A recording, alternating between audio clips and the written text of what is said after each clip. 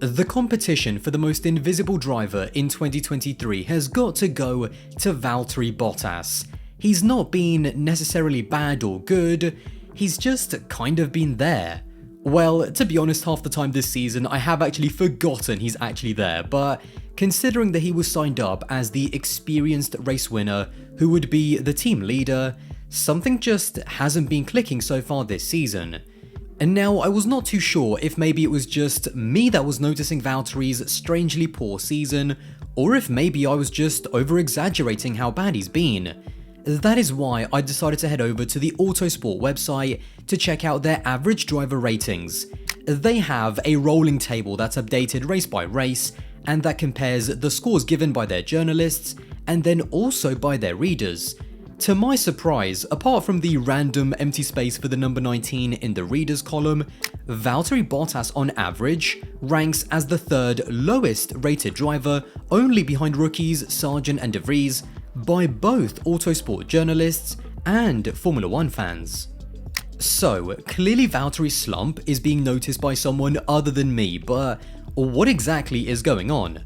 Well, the first thing that Valtteri is missing is one very simple thing, and that's the sponsor of this video, NordVPN.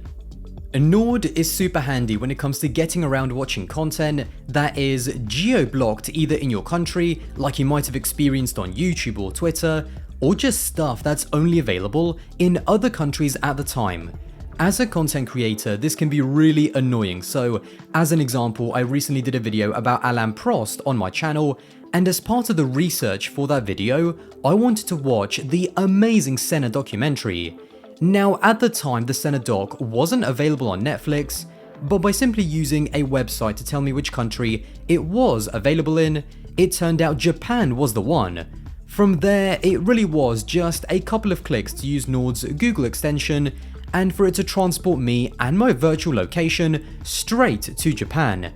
You then just refresh Netflix, and that's it. The entire movie in full HD ready to go from anywhere in the world.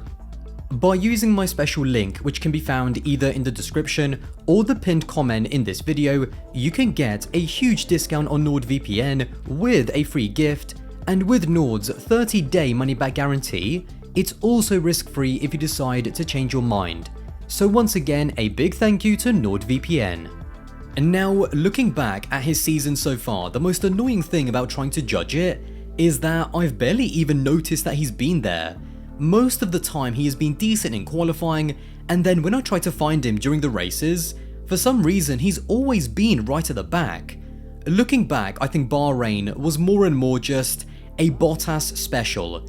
He is a bit of a specialist around that track given that he scored his first pole position there.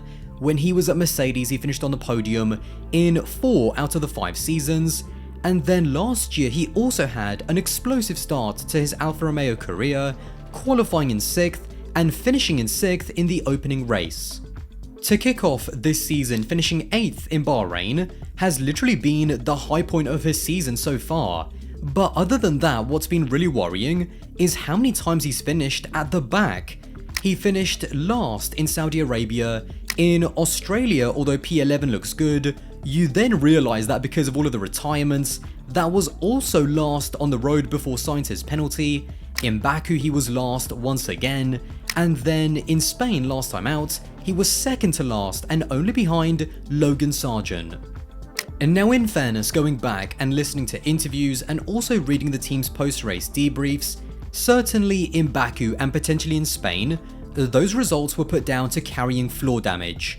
But although drivers can get unlucky and can have bad races because of it, at what point does bad luck after bad luck almost seem like it might be self-inflicted? Another reason why Bottas is perhaps feeling the pressure is undoubtedly because his teammate has seriously stepped it up. Last season, I thought Zhou had a generally decent rookie season. He was unfortunate that he kind of had what I describe as the Yuki Tsunoda syndrome, where as he got better throughout his rookie season, his car got worse, and so from the outside, to some it almost looked like he was just making no progress all year. Whilst last year Valtteri was comfortably ahead on every single front in terms of points, qualifying and race head-to-head, this year, despite the fact that the car is still bad, Zhou has definitely been a lot closer, if not actually having a better overall season so far. Both of them have scored 4 points each, the qualifying head-to-head is just 4-3 to Valtteri, and the race head-to-head is also only 4-3 to Valtteri. And now, of course, both Valtteri and Zhou have not exactly been helped out by the fact that the car is terrible yet again. This has kind of been the pattern for Alfa Romeo because even last year, although they had a great car at the start of 2022, that was only really because Alfa were the only team to get below the weight limit, and once all of the other teams brought their major weight-saving packages, the car just fell down the order by mid-2022 and 1 year later it hasn't exactly bounced back. Although it's definitely better than the Williams, from race to race I think it's basically fighting with the Alpha Tauri to not be the second worst car in Formula 1.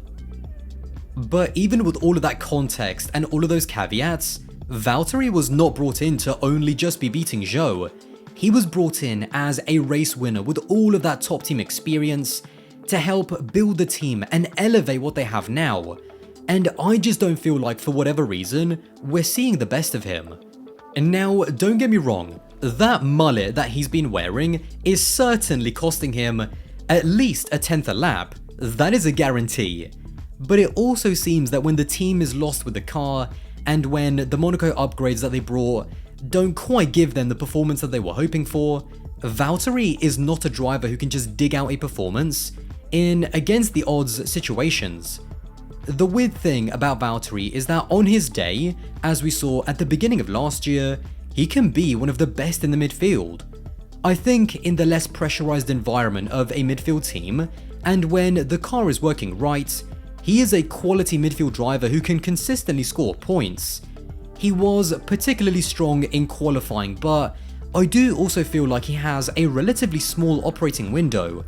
When everything is going right with Valtteri, it's really right. But when things are going wrong, it's really, really wrong. And now, just to clarify, this video is not me saying that Valtteri needs to be kicked out, or that he's even under pressure to keep his seat. Well, F1 drivers are always under pressure, but not more so than usual is what I mean. What I would say though is that with the impending Audi transition in 2026, Valtteri has made it very clear that he wants to be there for that. But Audi have big ambitions in Formula 1, and unlike Aston Martin who just bought a team, Audi have both bought a team and have also committed to building their own power unit. The amount of investment that Audi have made should tell you exactly how serious they are, and even if Valtteri is still a solid driver, I can't help but think that if he keeps on performing the way he has, or whilst he'll still be doing a decent job for the team, I think at some point they're going to start to think, yeah, he's good, but if we want to make some noise in Formula 1, we have got to bag a real superstar to build around. The closer we get to 2026, the bigger the hype will be for the Audi project, and the more attractive it will look to drivers that are already better than Bottas. I think loads of drivers by then might see Audi as almost their halo move, like Lewis's move to Mercedes, that might be short-term pain, but long-term gain. If Ferrari are still doing Ferrari things by 2026, maybe Sainz or Leclerc will think it's worth moving. If McLaren are still building absolute sheds, then maybe Norris with that Seidel relationship will feel it's worth the risk. I think that's the worry with Valtteri. The car is not helping him, and that should be mentioned first and foremost. But even so, the fact that Zhou has made such a big step, the fact that he's already as close as he is, and the fact that Valtteri has had such a mixed start to the season, it doesn't strengthen his position at the team in the short term, and I don't think anyone looks at him and feels like he's the driver to build around for the long term. At the moment, he still has a contract until the end of 2024, which was described as a multi-year deal. And now, whether that means that 2024 is confirmed, or whether it means it's potentially an option on the team side, I don't know. I don't think he has anything to worry about in terms of his seat at the moment, but when he was at Mercedes, he was craving stability and continuity. The 1-year extensions that they kept drip feeding him every single year, He himself said that it didn't help his confidence or performances. He has that stability. He is theoretically the #1 driver, but I'm just not seeing the Valtteri that I know is a quality driver performing at his best. It is still, of course, very early days in the season, and just as it went very quickly downhill last season, it could go uphill this season. But Valtteri will always need everything to be right, everything to be in his operating window to really be the driver that Alfa Romeo thought that they had signed. Valtteri so far this season has been a combination of unlucky, solid from time to time, and completely invisible for most of it.